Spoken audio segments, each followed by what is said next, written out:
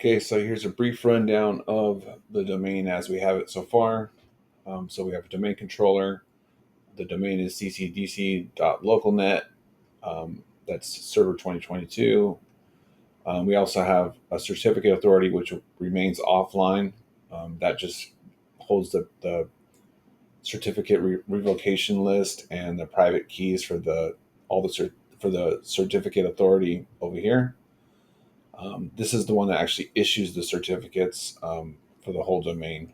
So if this one was compromised, we could revoke this server's certificate, therefore revoking all the certificates that it issued. It's kind of a good thing to keep that offline. So we'll do that. We also have two workstations, domain joined with DHCP IP addresses. We have another server that has IIS and also HTML email server that's connected to the domain. So all the domain users can create email addresses, and we can even use an address book that's connected to the domain to populate the email clients. So we can look at the domain here a little bit, the way we have it set up. The domain controller. So the mail server is on serve1.ccdc.localnet. Here we can see the administrator panel for the HTML server. It's only accessible through this server for now, but I only made a few settings on here. Set the domain, which is the Active Directory domain. You can add the accounts from Active Directory. I only added a few because I created a small group of email users to kind of limit who has access to the email, and we can add more. And besides, a lot of the users don't even have email addresses assigned to them. Another thing is I set up the protocols. I think the only two we're going to really be using are the SMTP and the IMAP. The IMAP makes it so that that all the emails are stored on this server, and so any domain user can log onto any of the workstations and access their email. And SMTP is just kind of relaying it between the different users. Auto ban, turn that off, because if you log in too many times, it'll lock you out. SSL, we still need to set those certificates up. So also, I created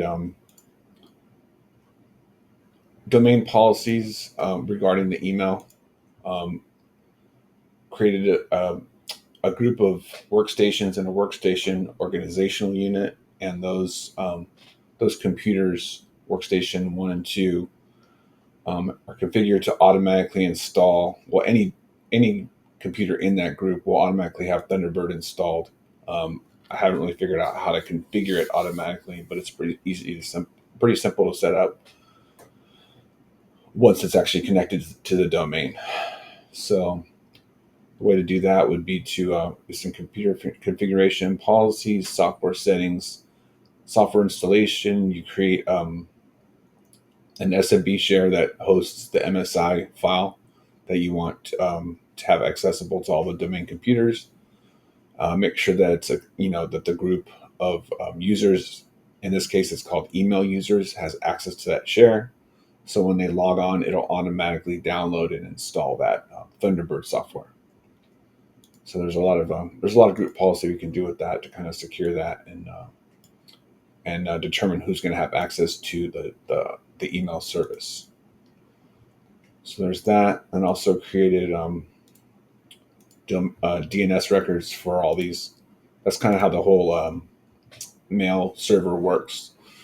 I created just an alias for mail that points to the server that's hosting the HMail, and also made sure that each of these workstations and servers have their own records, as well as the certificate authority that has a record. The CA01 does not have a record because it's not domain joined, and it remains offline for security reasons. All right, so then on the actual workstations, you can see